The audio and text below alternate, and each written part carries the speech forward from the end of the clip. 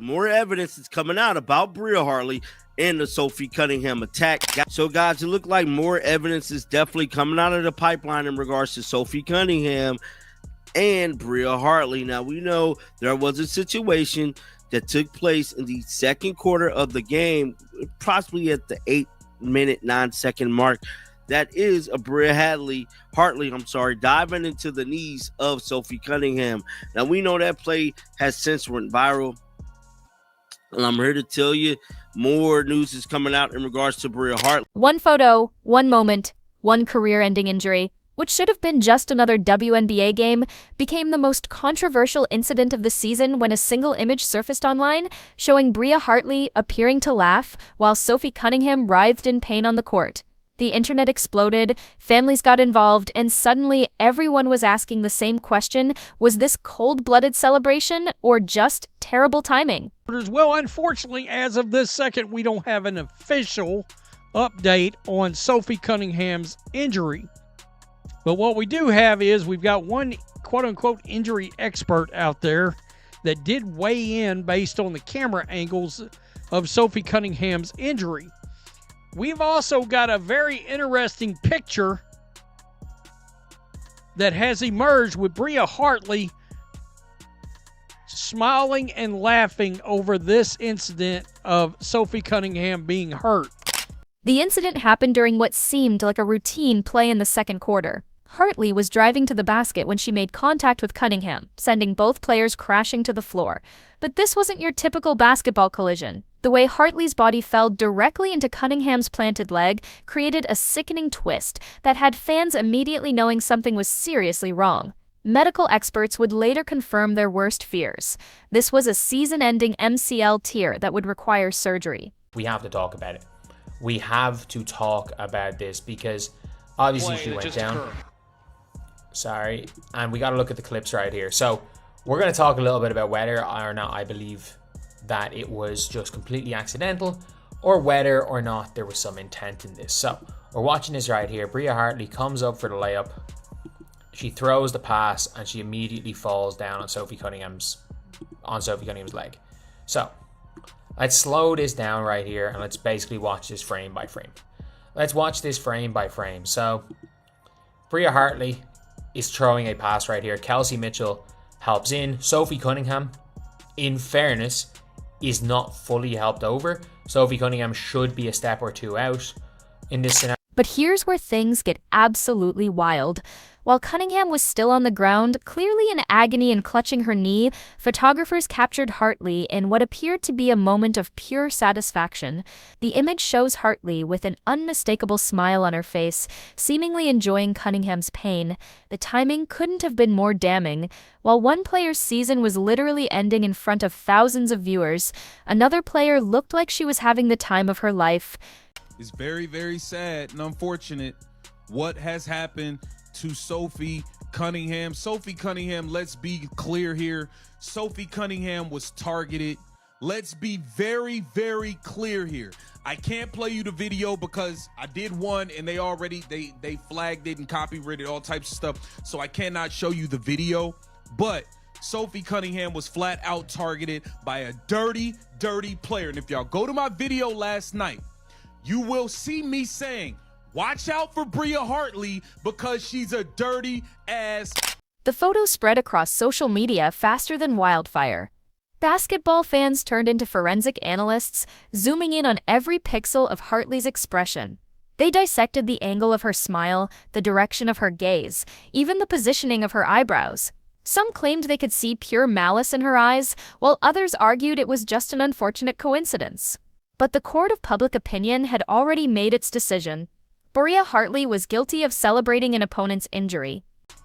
It's interesting, this injury expert speculates, doesn't think it's an ACL, maybe an MCL, or the thing that I considered when I saw it. I thought her knee dislocated, is what I thought I saw, okay? Hell, I'm no doctor. I can tell you that right now, and we'll look at that in a second. But I got to tell you, this picture, and let me just show you right here. This is some video, of course, of her. Let me just turn this down. Limping off the court. yesterday. The good thing is she did walk off the court, folks. You gotta say. What happened next shocked everyone. Cunningham's own family members took to social media with explosive accusations that sent the controversy into overdrive. Her sister posted a series of stories calling out Hartley for playing out of control and suggesting the contact was intentional. The family painted Hartley as a reckless player who didn't care about the safety of her opponents. These weren't just random fans making accusations, this was the injured player's own family declaring war on social media. Goes and rises. Sophie Cunningham should be a little bit more over. She throws the pass. She is off balance by the looks of things here. She kind of falls and then takes Sophie Cunningham down with her. It's hard to tell. And like, look, this is one of those things where it's like, if this wasn't Bria Hartley, I don't think anyone would be questioning if this whether or not this was intentional. And then I've seen this one right here, Bria Hartley after it, where she's smiling, and I'm like, I don't know. The timing of these family posts was absolutely devastating for Hartley's reputation. Here was Cunningham's inner circle, the people who knew her best, publicly stating that this wasn't just a basketball play gone wrong. They were essentially accusing Hartley of deliberately trying to hurt their family member. The posts went viral immediately, with thousands of fans sharing them as proof that Hartley was everything they suspected she was. So I'm seeing a lot of this right here. Everybody's saying, oh, Sophie just landed wrong. How is that Bria's fault? So what, since I've been watching WNBA this year, I've noticed that Bria Hartley is the dirtiest player in the W. Now, if you don't think she's a dirty player, I ain't got no choice but to respect your opinion. See, this is what we got to understand. With a player like that's reckless with their movement, they don't care if you get hurt. See, she's not purposely trying to hurt you. She's just being extremely reckless and doesn't mind if you get hurt. There's a lot of that goes on in the WNBA. They do a lot of malicious shit, and they don't really care what the outcome is. But the controversy runs much deeper than just this single incident. Basketball insiders started pulling receipts on Hartley's entire career, and what they found was disturbing. Multiple players had complained about her aggressive style over the years. There were whispers in locker rooms about dirty plays that never made headlines. Some former teammates even suggested that Hartley had a reputation for taking liberties when refs weren't looking. The laughing photo wasn't an isolated incident. It was apparently part of a pattern. I'm so proud of you. I'm proud of you too. Proud of you. I'm so proud of you guys. I know that sometimes it sounds like just a word when we talk about being resilient, but it's not, man. It's how we live. Yep. It's how y'all live, and it's a tribute to you. It's a tribute to your connectedness, your togetherness, your toughness, your mindset. You never give up gritty attitudes. Like, that's what it takes. That's what it takes, and we will never be counted out, because that is worth gold. The internet turned into amateur detectives ready to testify that Bria Hartley committed first-degree shade. The medical analysis made everything worse for Hartley's case. Injury experts broke down the collision frame by frame, explaining exactly how Hartley's body position created maximum damage to Cunningham's knee. They pointed out that experienced players know how to fall safely, and Hartley's movement seemed to deliberately target Cunningham's planted leg. The technical breakdown made it look less like an accident and more like a calculated attack designed to cause serious harm. Meanwhile, the WNBA remained suspiciously silent about the entire situation. No statements were issued, no investigations were announced, and no disciplinary action was taken against Hartley. This silence only fueled more conspiracy theories among fans who were already convinced that the league was covering up for one of its veterans. Social media exploded with demands for Hartley's suspension, with some fans even calling for her to be banned from the league entirely. Man, let me find out these refs ain't doing their job and shit, man. I'm trying, I gotta do some research. I gotta see what the clip was, where I was just scrolling like social media and I just seen the news, wherever. And I think her sister posted something about, the refs wasn't doing something right, or calling the game, officiating the game a certain way that probably, was, I won't say responsible, but caused, whatever. I just gotta figure this shit out, man. Because it's Sophie Cunningham, right? I haven't watched that many games. Watched some highlight stuff over the past season or whatnot. So I know I'll tune in once the playoffs hit because that's just how I am with just WNBA, NBA, basketball in general. The fan theories that emerged were absolutely insane. Some claimed Hartley had been planning this attack for weeks, studying Cunningham's movements to find the perfect moment to strike. Others suggested there was bad blood between the two players that went back years, with this being Hartley's ultimate revenge. The most extreme theory proposed that Hartley had been hired by gambling syndicates to take out key players Basile, a conspiracy so wild it should have been laughable, but thousands of people were sharing it as fact. Then came the plot twist that nobody saw coming. Just when the hate for Hartley was reaching its peak, Sophie Cunningham herself spoke out, and she completely defended the woman who had just ended her season. In a shocking statement, Cunningham said she had no hard feelings toward Hartley and believed the contact was accidental. She even asked fans to stop attacking Hartley on social media, saying that basketball is a physical sport and injuries happen. Sophie Cunningham was targeted, y'all. I'm telling you right now, Sophie Cunningham was targeted by Bria Hartley, and it just is what it is. It is what it is. I don't want to sit here and play games and act like, you know, she wasn't. She was targeted by Bria Hartley, and that's just the fact of the matter. And people can act like it's not all they want. I told you guys this girl was a dirty player. And that's all she did today was show how dirty she is. This is unfortunate. I don't know how the Indiana Fever can continue to survive these things. This defense from Cunningham created even more drama because it directly contradicted her family's earlier accusations. Fans were now wondering who to believe: Mix, the injured player who was actually there, or her family members who seemed convinced Hartley was a dirty player. Some speculated that Cunningham was being pressured by the league to downplay the incident, while others argued that her family had overreacted in the heat of the moment without knowing all the facts. The behind-the-scenes story reveals even more complexity to this situation. Sources close to both families suggest that Cunningham's initial silence after the injury allowed her family's anger to boil over unchecked.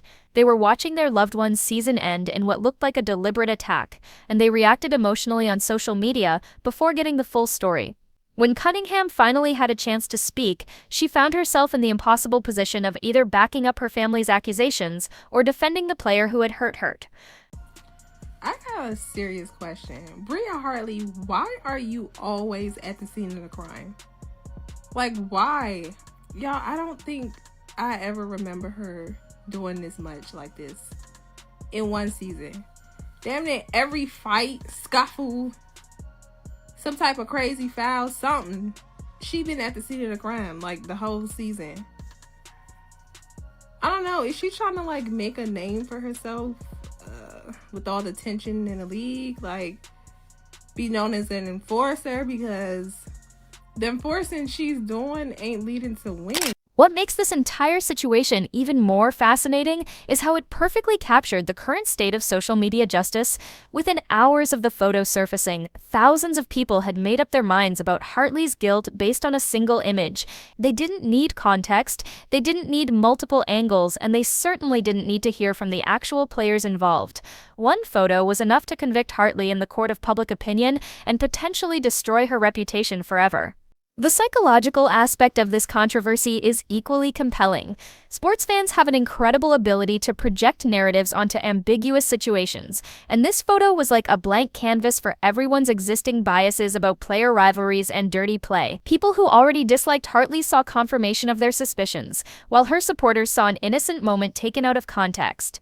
The same image told completely different stories depending on who was looking at it. We've also got a very interesting picture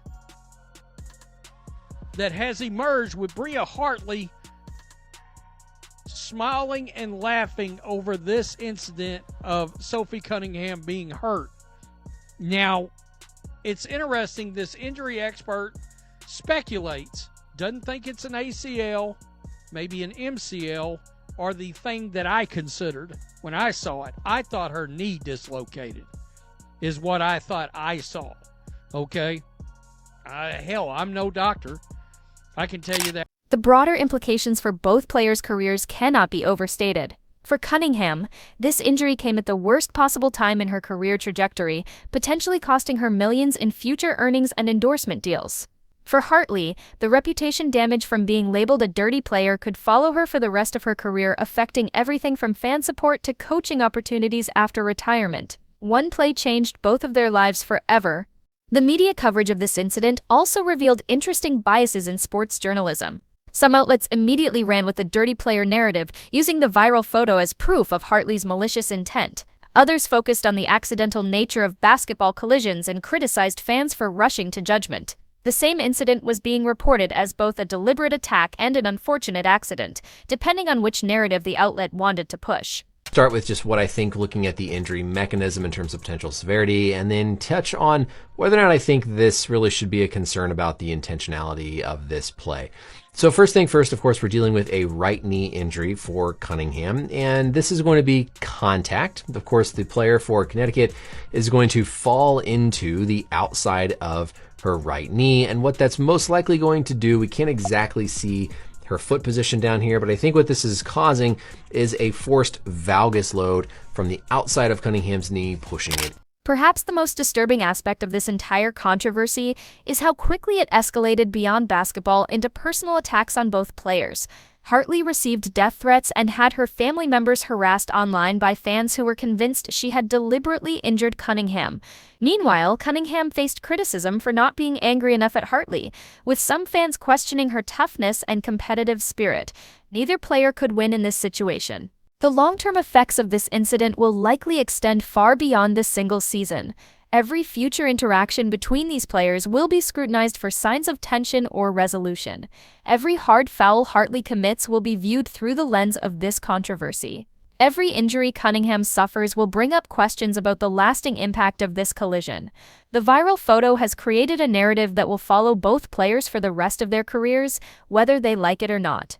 What this entire situation really exposes is the dangerous power of social media to destroy reputations based on incomplete information. A single photograph captured at exactly the wrong moment nearly ended Hartley's career and created a firestorm of controversy that engulfed two families and divided an entire fan base. It's a perfect example of how our rush to judgment in the digital age can have real-world consequences that extend far beyond the basketball court, leaving everyone to wonder what really happened in that split second when everything changed forever.